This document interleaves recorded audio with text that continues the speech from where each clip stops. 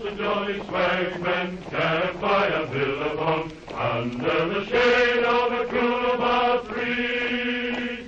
And he sang as he watched and waited till his billy was, "You'll come a waltzing Matilda with me. Waltzing Matilda, waltzing Matilda, you'll come a waltzing Matilda with me." And he sang as he watched and waited till his billy was, "You'll come." For the last time in this world, many of us stand shoulder to shoulder. As I look down the ranks of my comrades, I wonder which of us are marked for the land beyond. These are the words of Private Ellis Silas as he and his fellow soldiers boarded boats which would take them to where they would storm the beaches of the Gallipoli Peninsula. This event is a cornerstone of the histories of New Zealand and Australia, and the point in time where these fledgling nations joined the world stage. Their combined fighting force, the Australian and New Zealand Army Corps, came to be known as the Anzacs. Gallipoli, written by Peter FitzSimons, tells the story of this ill-fated military campaign over an epic 800 pages.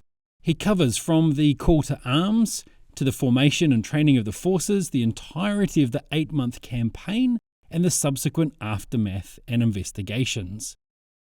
You see, the Dardanelles campaign, which was to commence with the landings at Gallipoli, were poorly conceived, badly managed, and ended up with 43,921 dead and 97,112 wounded over its 8-month run. Instead of being a landing followed by a rapid sweep across the land to Constantinople, the Anzacs landed on small beaches with cliff fronts populated by a well-armed and entrenched enemy hell-bent on defending their land. The success of the campaign had been vastly overestimated. FitzSimons does an excellent job of communicating just how it all unravelled and how it was doomed almost from the beginning. After going through the formation and training of the Anzacs, the book spends the bulk of its time on the campaign. When on the battleground, we move from the various sites, from the shore of the beach where the ground commanders were marshalling the troops, to the hills and gullies the soldiers had to fight through. He switches between there on the front lines on the ground and back in London from where the forces were being directed. On the London end of things, one thing that stood out from the book was the utter disregard and dehumanising of the soldiers on the ground and what they were facing, to the point where it even changed my opinion on Winston Churchill. Churchill, of course, is well known for being the legendary Prime Minister who led Great Britain during the Second World War. At the time of the Gallipoli campaign, he was the First Lord of the Admiralty, and his sheer selfish glee at using the Dardanelles campaign like some large-scale board game was disturbing. "My God," he says to the Prime Minister's wife, Margot Asquith, at a small gathering at Walmer Castle, This is living history. Everything we're doing and saying is thrilling. It'll be read by 1,000 generations. Think of that. Why, I would not be out of this glorious, delicious war for anything the world could give me." I was shocked at his attitude, like it was a game. Never mind the men getting ground into mince on the battlefield. Here's another example from the book. It's a message from Churchill to a frontline naval commander, a commander who, at the front line, was acutely aware of the difficulties literally just off the bow of his ship. Yet Churchill shouts from his comfortable government London lodgings in a telegram, 200 or 300 casualties would be a moderate price to pay for sweeping up as far as the Narrows. Operation should now be pressed forward methodically and resolutely at night and day. The unavoidable losses must be accepted. I thought it really showed the disconnect between the politicians and those facing the bullets. But Churchill wasn't alone. When stating their case back to London about the gross miscalculation of the campaign, the commanders were basically ignored.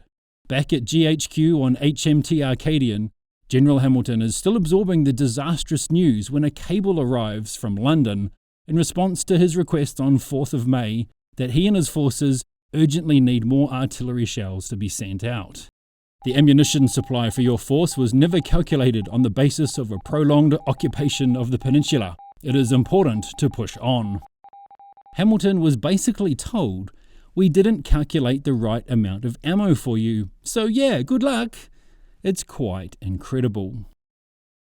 I learned something from this book too. Growing up on the Anzac legend in New Zealand, you usually only hear about the ground forces, but the book shows how much the naval forces were involved too, in troop transport, bombarding enemy positions on the mainland, and the submarines trying to find a way through the channel full of mines.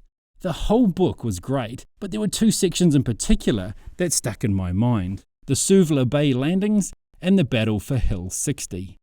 On Hill 60, the Allied soldiers were fighting the Turks trench to trench, and sometimes in the same trench.